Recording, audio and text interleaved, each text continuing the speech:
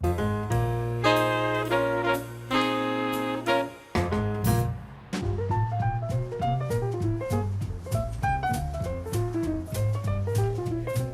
wife and I had a passion and a desire to try to establish one of the best restaurants in America. After 10 years, we've solidified ourselves in the Chicagoland area, and our goal is just to continue to improve, and become one of the best. We are an American fine dining restaurant. I think what makes us unique is our beautiful woodland setting. We have an incredible wine cellar. It has depth and breadth to complement Jonathan Harutunian's menu, a phenomenally talented chef. Food and wine are just a match made in heaven. And I think if you want to be a serious fine dining restaurant, you have to have a serious wine list. If a diner comes in with a particular interest or taste or desire, I think we can complement his wishes with a bottle of wine and with Jonathan's creations. It's a sensuous experience. It goes beyond just what's on the plate. We've brought something to that diner that they've not experienced before, and whereby when they leave, they are richer for having been here. If they aren't leaving nurtured and rejuvenated, then I don't think we've done our job very well.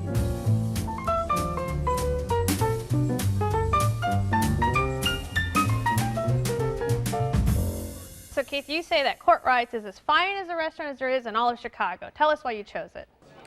Courtright's, the reason why I chose it mainly was because I wanted to get some pub to my South Side restaurants. I watch this show quite a bit, and I always say, God, we need to make sure these places stay open, because I need to have some place for a foodie on the South Side to get an exceptional dining experience. But Courtright's is not just your everyday restaurant. I mean, it's a fine dining, 4-star experience. No, absolutely. The food stands on its own. But it's also a place, and this is, a very interesting point about them, is it's a place that I would feel comfortable bringing my parents. It's not a place that puts on airs. But when you say foodie, I just got to say something. I'm not a foodie, and I had a great time here.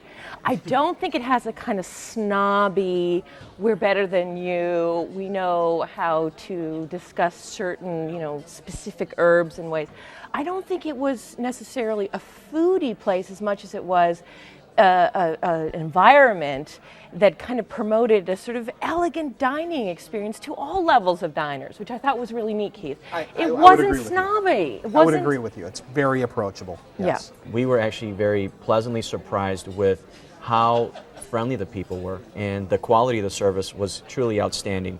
There was not a time where my glass was empty, whether it was my glass of water or the glass of wine that I was enjoying, and the food was just amazing as well. Yeah. So, what are some of your tips for the menu? Like, what do you really enjoy?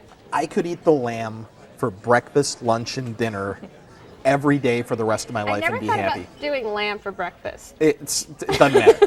Doesn't matter. I'm sitting there and I'm looking at my wife, going, "Can I eat it off the bone?" She's like, "No," and I'm like, "Let me eat it off the bone." She's like, "Okay, no one's looking." I'm like, I mean, it's that good. It is that good. We started out with the ahi tuna roll, and then moved on to the butterfish. It was very, very delicious. It had a nice gravy with some Asian noodles and edamame. They call it butterfish for a reason. It melts like butter. Because it's like butter. It is like butter. I had something that was delicious. I had scallops, and then a sort of a seafood night, and then I had this delicious salmon over fresh vegetables. I ended up leaving really satisfied without being full. Did anybody have the foie gras? No. I had the foie gras. Foie gras, yeah, forget it. The foie gras is the stuff we ate over here. And so we had this stuff, and they put it on my plate, and the guy tells me it's with spiced Rice Krispie treats. Oh, is that right? It was a little, thinly sliced Rice Krispie treat. You would take your knife, and you would cut off your foie gras, and you would put it on your Rice Krispie treat and eat it that way.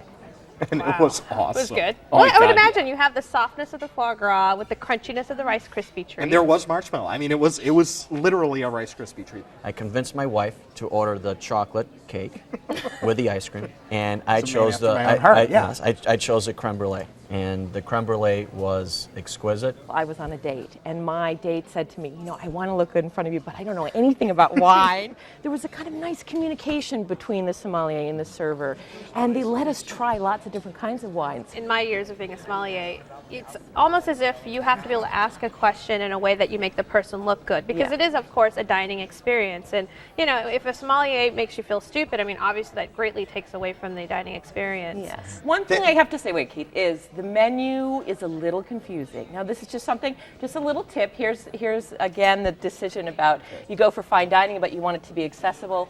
The menu was difficult to decipher at best, and I'm getting a PhD. This was tough. Why? Because it had a la carte selections, it had fixed price options, it has here's where you can eat 3, you know, things. So we just ordered the left side of the menu because no, I'm just kidding. We kind of had a tough time figuring out what we were going to expect as far as price, given the menu's sophistication. And again, the server said, well, this is sort of to accommodate all different levels of diners. The only criticism that I would offer is the food was served right after, you know, if there's no, we didn't have any spacing. We didn't have appropriate spacing. And In the many times I've been there, I've never had that problem. So it could have been you know, a singular issue. I don't know. Well, this is your selection. Give us a summary. Courtright's is a wonderful dining experience. The food will stand on its own. It's a comfortable, approachable place where anybody can have a great dining experience regardless of their level of knowledge of dining or food. It's a wonderful place. Alderman Flores? I loved it. I think that it's a real true dining experience. Do not be intimidated by the menu. Order things that you wouldn't typically order, and I think it was a wonderful selection. Thank you. Catherine? From the ride out, from the North Shore, to the food itself, to the ambiance, to the nature preserve, it was a classy evening. Sexy in every sense of the word. Well, you can try the butterfish and much more at Courtright, 8989 Archer Avenue in Willow Springs, 708-839-8000. Open for dinner Tuesday through Sunday. Reservations are accepted. And the average dinner tab per person without drinks is $65.